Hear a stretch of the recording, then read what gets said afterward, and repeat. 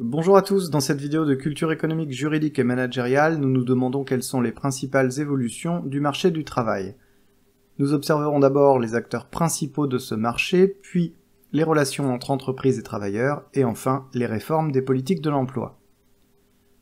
Le marché du travail est le lieu de rencontre entre entreprises et travailleurs. Il répond aux mêmes mécanismes de fonctionnement que les autres marchés. Il y a d'un côté une demande de travail, ce sont les entreprises qui souhaitent embaucher, et de l'autre côté une offre de travail, constituée par les salariés qui proposent leur main-d'œuvre.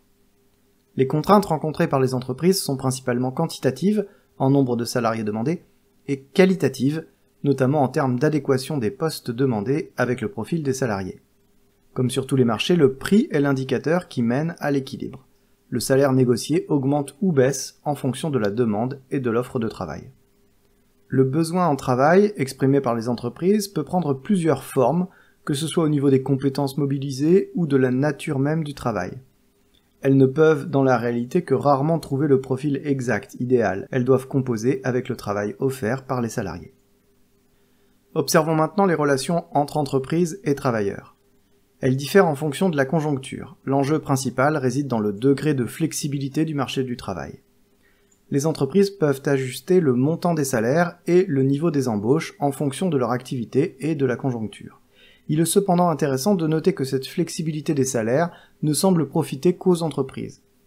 En cas de situation plus favorable concernant leur activité, elles n'augmentent pas significativement les salaires proposés aux travailleurs. On retiendra qu'il y a deux segments distincts sur ce marché. L'un est constitué d'individus en CDD ou en intérim, qui rencontrent des difficultés économiques et sociales et qui sont fortement exposés aux variations de l'activité des entreprises. L'autre est composé d'individus en CDI qui sont moins exposés à la flexibilité du marché du travail. Selon les pays, les travailleurs et les entreprises ne font pas face au même contexte institutionnel. Le marché du travail français, avec un code du travail jugé trop rigide, est perçu comme moins flexible que d'autres marchés du travail européens sur certains points, et plus flexible sur d'autres. Il est construit sur un ensemble de règles protectrices pour le salarié. Il vise à produire un équilibre entre protection des salariés et réponse aux besoins de flexibilité des entreprises. Son appréciation diffère cependant entre les différents acteurs qui y participent.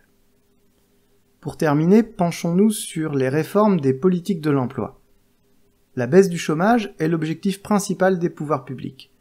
L'indicateur utilisé est le taux de chômage, qui est le rapport entre le nombre d'individus étant au chômage et le nombre total d'actifs. Un chômeur est un individu sans emploi, à la recherche d'un emploi et disponible pour l'occuper.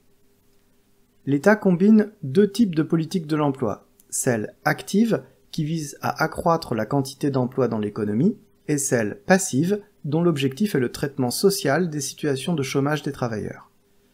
L'amélioration d'un service public de l'emploi, Pôle emploi, le développement de dispositifs de formation professionnelle pour améliorer l'employabilité des personnes sans emploi, l'abaissement des charges sociales sont des illustrations de mesures de politique active. Les mesures de politique passive concernent l'indemnisation, l'accompagnement des personnes sans emploi qui visent à maintenir un niveau de vie supportable durant les périodes de chômage. La formation professionnelle est souvent au cœur des mesures prises par l'État, qui finance et incite à la création de nouveaux dispositifs jugés plus efficaces. Parmi d'autres mesures innovantes, l'idée d'un revenu universel, une allocation versée chaque mois à tous les citoyens français sans condition d'âge ou de revenu, inspirée de mesures expérimentales dans d'autres pays, est aussi une proposition de réponse aux mutations du marché du travail. En résumé, vous devez retenir le marché du travail, la demande des entreprises, l'offre des salariés, le salaire comme prix d'équilibre, les enjeux de la flexibilité du travail et les politiques de l'emploi, aussi bien actives que passives. Voilà, cette vidéo est maintenant terminée. Dans la prochaine, nous traiterons de la formation du contrat de travail. Bonne révision à tous et à bientôt.